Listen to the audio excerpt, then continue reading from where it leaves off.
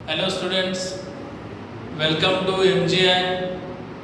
So today we are going to start periodic classification of element. So first previous class में अपन पढ़ चुके classification में पहला part डोबरेनर triads और वो कंप्लीट हो गया। ट्रायड्स बोले तो क्या, ग्रुप ऑफ 3 एलिमेंट्स, तीन एलिमेंट्स के ग्रुप बनाए और उनको ऐसे क्लासिफाई करते गए। तो वो ट्रायड का टॉपिक कल हो गया अपना डोबरेनर का। उसके डीमेरिट्स भी अपन डिस्कशन कर लिए कल। तो आज न्यू टॉपिक है Newlands law of octaves. Newlands law of octaves. Newlands law of octaves मतलब ये सेकंड अटेम्प्ट है डोबरेनर के बाद सेकंड साइंटिस्ट न्यूलैंड ऑक्टेव्स। मतलब ऑक्टेव्स उसके क्लासिफिकेशन का नाम है और साइंटिस्ट का नाम है न्यूलैंड्स। तो ये न्यूलैंड जो साइंटिस्ट है वो म्यूजिक के लवर थे, इसलिए उन्होंने जो कुछ भी एलिमेंट्स का क्लासिफिकेशन है म्यूजिकल वे में बताया है।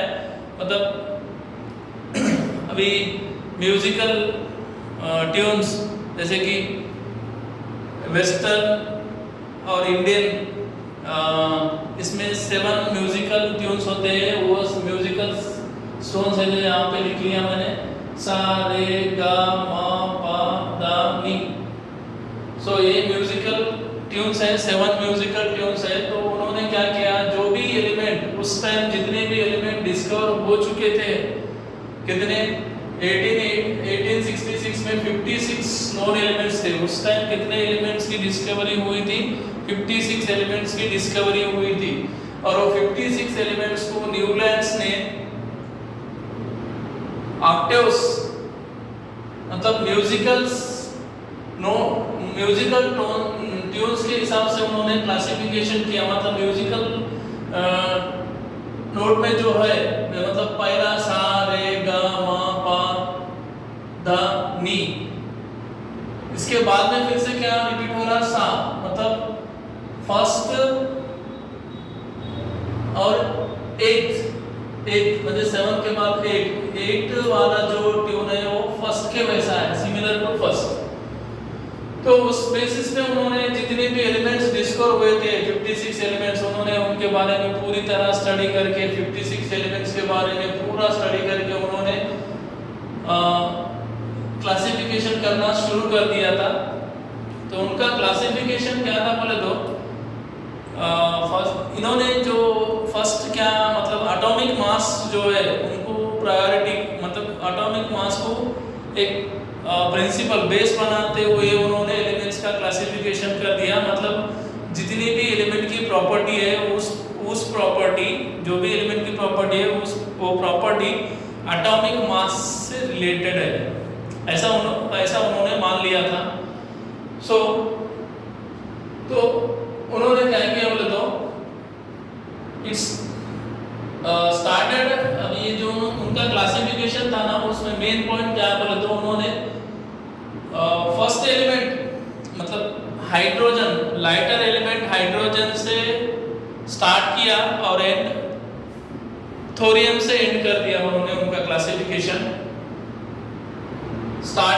It started with lightest element hydrogen and end with thorium।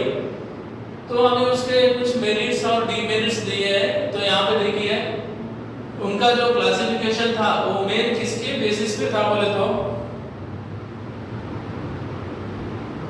Increasing atomic mass. मतलब उन्होंने जो भी क्लासिफिकेशन दिया वो कौन से बेसिस पे दिया, increasing atomic mass. Increasing atomic mass मतलब इनका जो कहना था ना कि every eighth element having had similar property to those of the first, starting from anywhere. मतलब तुम कहां से भी स्टार्ट करो, एथ एलिमेंट फर्स्ट एलिमेंट की प्रॉपर्टी शो करेगा। एग्जांपल देखो, अभी हाइड्रोजन फर्स्ट है, समझो first, second, third, fourth, fifth, sixth, seventh, seventh oxygen हो गया। फिर ऑक्सीजन के बाद जो एलिमेंट है, एथ वाला एलिमेंट वो फ्लोरीन है, मतलब वो किसके वैसा है, हाइड्रोजन की प्रॉपर्टी शो करने वाला है। तो अब यहां से देख लीजिए फ्लोरीन 1 2 3 4 5 6 7 एथ एलिमेंट किसके वैसा है, क्लोरीन के वैसा, सॉरी फ्लोरीन के वैसा क्लोरीन है। तो उसी तरह उन्होंने मतलब ये जो ग्रुप में आ रहे हैं hydrogen, fluorine, chlorine, lithium, sodium, potassium, beryllium, magnesium, calcium, मतलब इनका ऐसा कहना है कि इनकी प्रॉपर्टी सिमिलर। तो उनके कुछ मेरिट्स हैं और डीमेरिट्स हैं, देख लिए। फर्स्ट मेरिट्स क्या था उन्होंने, first time elements were arrange in increasing atomic मास, पहली बार एलिमेंट्स को अरेंजमेंट किया गया in the order of increasing atomic मास। अब इस जो प्रॉपर्टी के साथ रिलेशन, मतलब ये जो first time elements were arrange in increasing order of atomic mass को, इससे क्या पता चल रहा बोले तो एटॉमिक मास और प्रॉपर्टी के बीच में रिलेशन है, ऐसा पता चल जा रहा। दूसरा, lighter elements like lithium, sodium, potassium, barium, magnesium, calcium were group together. ये वाले lithium, sodium, potassium, beryllium, magnesium, calcium group together, ये उनका ग्रुप अच्छा बना। और सबसे इंपॉर्टेंट पॉइंट उन्होंने ऑब्जर्वेशन किया, पीरियोडिसिटी। थर्ड मेरिट है उनका पीरियोडिसिटी। आप अभी तक मतलब डॉबरेनर के क्लासिफिकेशन में ये वर्ड नया था, पीरियोडिसिटी के बारे में उन्होंने कुछ नहीं बताया, बट पहली बार न्यूलैंड्स ने उनके क्लासिफिकेशन में पीरियोडिसिटी टर्म्स यूज कर दिया। मतलब पीरियोडिसिटी मतलब उनका कहना है ऐसा, पीरियोडिसिटी बोले तो क्या, the properties of elements repeat after a definite interval, मतलब ऐसा है तुमको समझाता। पीरियोडिसिटी का मीनिंग है पीरियोडिसिटी मींस अब आफ्टर फिक्स इंटरवल के बाद, मतलब एक फिक्स टाइम के बाद, आफ्टर फिक्स इंटरवल के बाद कुछ एलिमेंट्स की प्रॉपर्टी इंक्रीज होना शुरू हो जाती या फिर डिक्रीज होना या फिर कांस्टेंट। मतलब the properties of elements repeat after a definite interval, मतलब ऐसा है इनका। सपोज अभी लिथियम है, लिथियम एक मेटल है, ऐसा समझ लो अभी लिथियम मेटल है और उसकी वैलेंसी 1 है। आफ्टर सम टाइम, थोड़ी देर के बाद beryllium, boron, carbon, nitrogen, oxygen, fluorine के बाद फिर से जो एलिमेंट आ रहा उसकी प्रॉपर्टी भी किसके वैसी है, लिथियम। अभी इसमें क्या फर्क है सर, इसकी वैलेंसी 1 है, इसकी भी वैलेंसी 1 है, इसकी भी वैलेंसी 1 है, ठीक है सर। कांस्टेंट है, मतलब कांस्टेंट रहना या फिर इंक्रीज होना या फिर डिक्रीज होना। आप इंक्रीज होने की बात करेंगे, लिथियम की साइज, लिथियम का जो साइज है उससे ज्यादा सोडियम का साइज है, सोडियम से भी ज्यादा साइज किसका है, पोटेशियम का। मतलब periodicity after fix interval time के बाद एक प्रॉपर्टी फिर से क्या होना, रिपीट होना, या रिपीट होना मींस वो प्रॉपर्टी डिक्रीज होना या फिर इंक्रीज होना या फिर कांस्टेंट रहना। ये तीन मेरिट्स है न्यूलैंड क्लासिफिकेशन में, ये तीन मेरिट्स है। फर्स्ट मेरिट क्या है, first time elements were arranged in increasing atomic mass, lighter elements like lithium, sodium, potassium, rubidium, magnesium group together. And Newland ने क्या ऑब्जर्व किया, पीरियोडिसिटी, मतलब इनके क्लासिफिकेशन में पीरियोडिसिटी इनका मीनिंग क्या, the properties of elements repeat after a definite interval. So ये इनका क्लासिफिकेशन जो था ना, he found that every 8 element had properties similar to those of the first. मतलब हर 8th एलिमेंट की property similar to first element, ऐसा उनका कहना था। तो ये मेरिट्स है। अभी डीमेरिट्स देखेंगे, क्या क्या डीमेरिट्स है। मतलब ये देखो, उन्होंने 56 एलिमेंट डिस्कवर किए थे, 56 में से यहाँ पर कुछ दिया गया है अपने टेबल बॉक्स में। तो इन्होंने क्लासिफिकेशन किया। क्लासिफिकेशन कहाँ से स्टार्ट हुआ, लाइटर एलिमेंट हाइड्रोजन के साथ स्टार्ट हुआ और एंड कहाँ पे हुआ, थोरियम पे एंड हो गया इनका। तो उन्होंने ऐसा टेबल दिया, lithium, beryllium, boron, carbon, nitrogen, oxygen, fluorine, sodium, magnesium, aluminium, silicon, phosphorus, sulphur, chlorine, potassium, calcium, chromium, titanium, manganese, iron, cobalt and nickel दोनों एक ही ग्रुप में, copper, zinc, yttrium, indium, arsenic, selenium, bromine, rubidium, strontium, cerium और ये लांथनम है सी ये और ये जिर्कोनियम। ठीक है, ऐसा उन्होंने टेबल दिया। तो इनके डीमेरिट से फेल क्यों हो गए थे? जैसे कि डबल एनर फेल क्यों हुआ था कि ट्रायड्स मैच नहीं हो रहे थे। अब इनमें क्या प्रॉब्लम है बोले तो इनमें भी प्रॉब्लम है। देखो अभी सिंपल सा है, कुछ नहीं है। हाइड्रोजन फर्स्ट है तो एथ एलिमेंट फ्लोरीन है, 1 2 3 4 5 6 7 8। तो हाइड्रोजन की प्रॉपर्टी और फ्लोरीन की प्रॉपर्टी सिमिलर है। ओके ठीक है, करेक्ट है। फिर यहां से 1 2 3 4 5 6 7 8 फ्लोरीन है। फ्लोरीन की जो प्रॉपर्टी है वही प्रॉपर्टी फ्लोरीन की है। तो ठीक है, ओके, ऐसा सैटिस्फाई हो रहा था। अब यहाँ पे सोडियम है, यहाँ से अगर अपन कंसीडर किए 1 2 3 4 5 6 7 8 तो सोडियम की जो प्रॉपर्टी है वही प्रॉपर्टी पोटेशियम की। अगर यहाँ से कंसीडर किए 1 2 3 4 5 6 7 8 एथ एलिमेंट कौन सा है? कैल्शियम।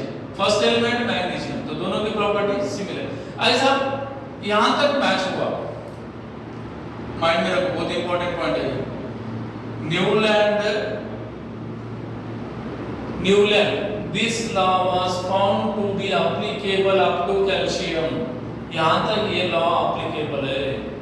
इसके आगे में मतलब अगर अपन कैल्शियम को 1 कंसीडर करते हैं तो नेक्स्ट 1 2 3 4 5 6 7 8 जो एलिमेंट है जिंक और कैल्शियम दोनों की प्रॉपर्टी सेम नहीं है, बहुत डिफरेंस है दोनों।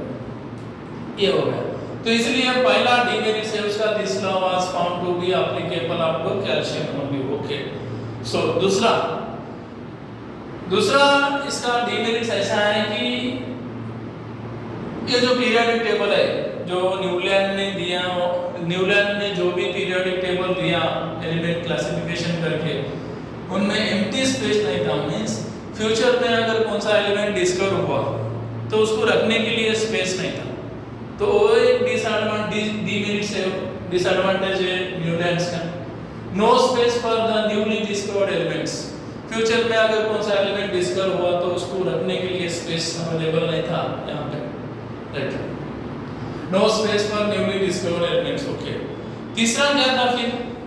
अब तीसरा देखो कितने एलिमेंट डिस्कवर हुए थे? 56। तो 56 एलिमेंट्स को 7 into 8 बॉक्सेस में उन्होंने अरेंजमेंट कर दिया। 7 into 8 दैट इज 56 बॉक्सेस। मतलब जितने भी एलिमेंट डिस्कवर थे नोन एलिमेंट्स सबको 56 बॉक्सेस में अरेंजमेंट कर दिया। और Newland place 2 elements in the same position. और कुछ मिस्टेक ऐसे की है कि एक ही बॉक्स में दो एलिमेंट्स है, जैसे कि ये वाला कोबाल्ट एंड निकल, ये दोनों एक ही ग्रुप में है। और उसी तरह दूसरा एक सीरियम एंड लांथनम, ये दोनों एक ही ग्रुप में है। तो ये बड़ा डीमेरिट हो सकता है इनका। और दूसरा सिंपल वाला है, कुछ नहीं है। उन्होंने एक मिस्टेक ऐसी कर दी, सिमिलर जो एलिमेंट्स है उनको अलग कर दिया और जो अलग है ना वो सिमिलर ग्रुप में डाल दिया। मतलब देखो फॉर एग्जांपल अभी फ्लोरीन है, फ्लोरीन और नीचे में ब्रोमीन है, बीच में कौन आया? Cobalt nickel. फ्लोरीन ब्रोमीन है, हाइड्रोजन्स है, बीच में कौन आया? कोबाल्ट और निकल, ये मेटल है। और इनकी प्रॉपर्टी कंप्लीटली डिफरेंट है, तो दोनों को एक ही ग्रुप में डाल दिया ऐसे, ये वाला। और दूसरी प्रॉपर्टी है ऑक्सीजन, सल्फर, सेलेनियम, ये नॉन मेटल के बीच में मेटल बुला लिया, ये वाला। वही है फोर्थ डीमेरिट उनका, कुछ नहीं है, सिंपल है। देखो after calcium every elements did not possess similar properties. मतलब ये वाला जो पहला पॉइंट है, पहला पॉइंट का था ये लॉ कैल्शियम तक ही एप्लीकेबल है। तो क्यों एप्लीकेबल है कैल्शियम तक, उसके आगे में क्यों नहीं है बोले तो उसके आगे में प्रॉपर्टी मैच नहीं हो रही थी।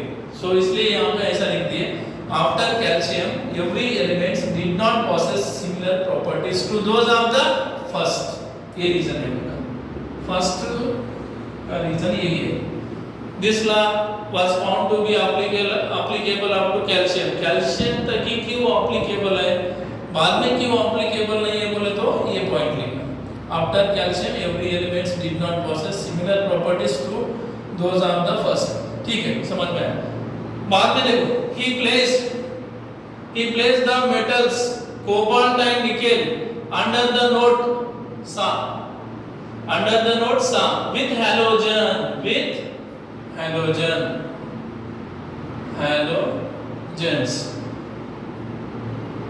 While iron देखो कहाँ रख दिया उसने, iron having similar with, अभी देखो आयरन की प्रॉपर्टी कोबाल्ट निकल से मैच होती है पर वो सेपरेट है,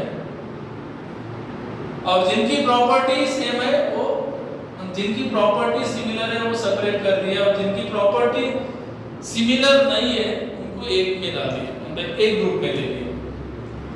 जैसे कि fluorine, chlorine, bromine, cobalt nickel, तो कोबाल्ट निकल की प्रॉपर्टी इनसे अलग है, फिर भी उन्होंने कोबाल्ट निकल को यहीं पे रख दिया. और यहाँ पे आयरन की प्रॉपर्टी कोबाल्ट निकल से मैच होती तो उन्होंने आयरन को सेपरेट कर दिया, किसके साथ, ऑक्सीजन और सल्फर के साथ. तो वही लिखे यहाँ पे देखो, he placed the metals cobalt and nickel under the node Sa with halogen, while iron having similar with cobalt and nickel away from them along with non-metals oxygen and sulfur under the node Ni. Sa re ga ma pa da ni. Right? ये हो गया Newland law of actives. कुछ नहीं है इसमें, Newland scientist music के lover थे, और जो साइंटिस्ट जिसका लवर है उसी में उस केमिस्ट्री को बता दिए. मतलब जो बंदा जिसका लवर है उसी में ज़्यादा बातें करता, उसी तरह न्यूलैंड ने वो म्यूजिक सिस्टम में ही वो क्लासिफिकेशन बता दिए. तो जब न्यूलैंड आए थे 56 एलिमेंट्स की डिस्कवर हुई थी, और उन्होंने एटॉमिक मास इंक्रीजिंग ऑर्डर में एलिमेंट्स का क्लासिफिकेशन किया, और उनका कहना ऐसा था कि every 8 element had similar property to those of the first element. तो उसी तरह उन्होंने क्लासिफिकेशन करते गए, तो कुछ उनमें मेरिट्स है और कुछ डीमेरिट्स है, ये उनका क्लासिफिकेशन.